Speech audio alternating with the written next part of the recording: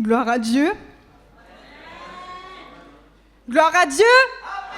Ouais. Bah écoutez, je me présente, je m'appelle Audrey, j'ai 20 ans. Et du coup, je vais vous partager mon témoignage. Donc, je viens de l'église d'Épinal. Je suis née dans une famille athée qui se disait un peu catholique non pratiquante. Et du coup, j'ai un peu grandi dans cette optique-là. Je me suis faite baptiser quand j'étais bébé. C'était pas trop par conviction, c'était plus par tradition. Et puis, j'ai demandé à ma mère, quand j'avais 8 ans, de m'inscrire au catéchisme parce que je voulais être avec mes copains et tout. Et puis, c'est vrai que j'appréciais écouter les histoires de Jésus. Je me posais des questions et j'essayais de comprendre. Mais en fait, devant le monde, devant les autres, je disais que je croyais pas. C'était pour faire genre, pour me faire apprécier en fait du plus grand nombre de personnes possible parce que j'avais pas confiance en moi. Et je cherchais un peu ma confiance en moi par les autres. Et c'était pas vraiment ce qu'il fallait faire. Donc à l'école, j'étais une enfant très timide. Dès qu'il fallait parler à l'oral, je devenais toute rouge, je savais plus quoi dire, j'avais très peu d'amis. Et puis j'ai passé un peu toute ma scolarité de cette façon-là. Et au lycée, j'ai commencé à être de plus en plus angoissée. Je me sentais mal, j'avais peur de parler aux autres, chaque fait et geste que je faisais, ça devait être calculé, je pensais vraiment à tout. Et puis, donc j'ai commencé à aller pas bien, j'ai commencé à me faire du mal, en fait, j'ai redoublé ma terminale et j'ai commencé à vraiment aller pas bien à partir de ce moment-là. J'avais redoublé parce que je n'arrivais plus à sortir de chez moi, parce que j'allais pas bien du tout, j'avais des idées noires, je passais le plus quart de mon temps dans ma chambre à rien faire. Ma tête, elle passait plus de temps sur un oreiller que sur un cahier, donc du coup, voilà. Et puis, lors de ce redoublement, en fait, j'ai rencontré par le biais d'une amie, j'ai rencontré une amie chrétienne. Et un jour, du coup, lors de cette année, j'ai fait un rêve où j'ai vu une Bible. Donc j'avais vu une petite Bible noire dans mon rêve et je l'ai rangée dans mon sac. Et en fait, à ce moment-là, je me posais beaucoup de questions sur Dieu. Et du coup, je suis allée en parler à mon amie chrétienne. Elle m'a dit que ce rêve venait de Dieu et donc j'ai commencé à chercher un peu, à me poser des questions.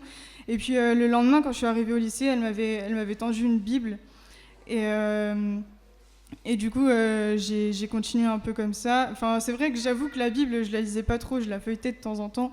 Mais c'est vrai que mon mal-être, il prenait plus de place par rapport à ce que je croyais.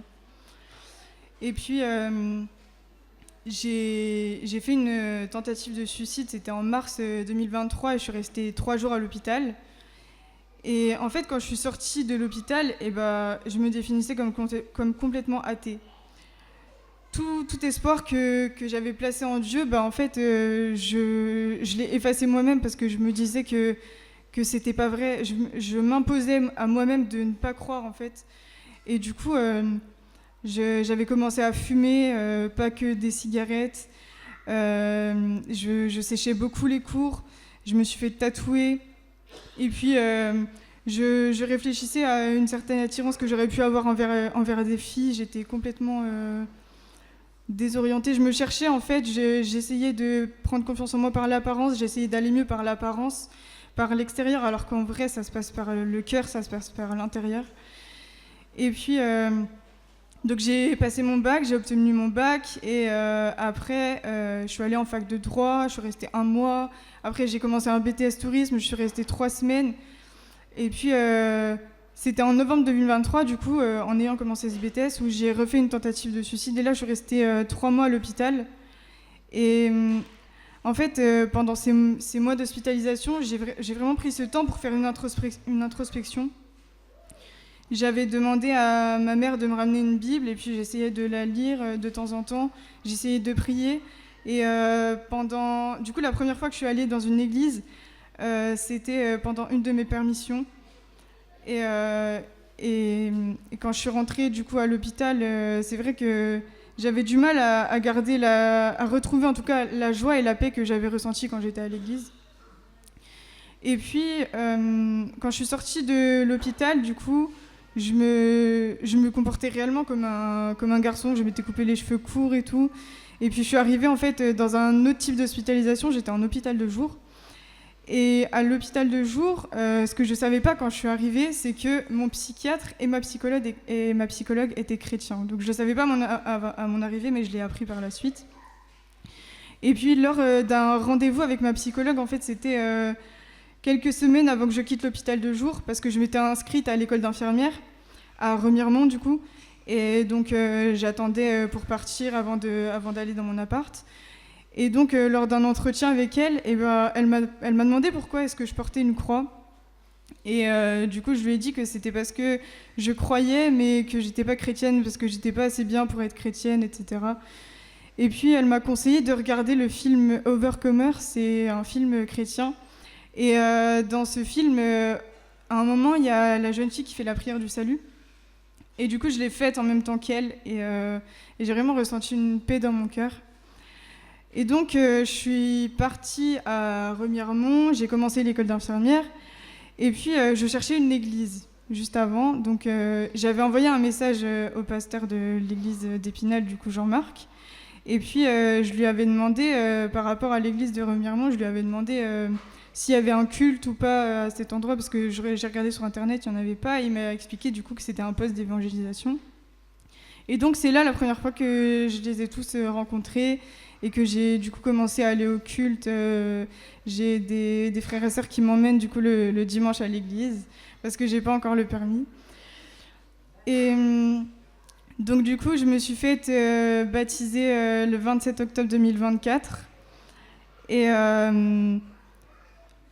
j'allais toujours du coup à l'école d'infirmière, je continuais un peu, j'alternais un peu entre ma foi, entre l'école.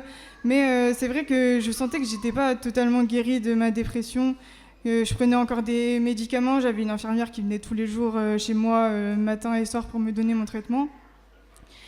Et puis, au mois de février, j'ai recommencé un peu à être avec mes anciens démons, je me sentais pas bien et tout, et puis j'ai arrêté l'école.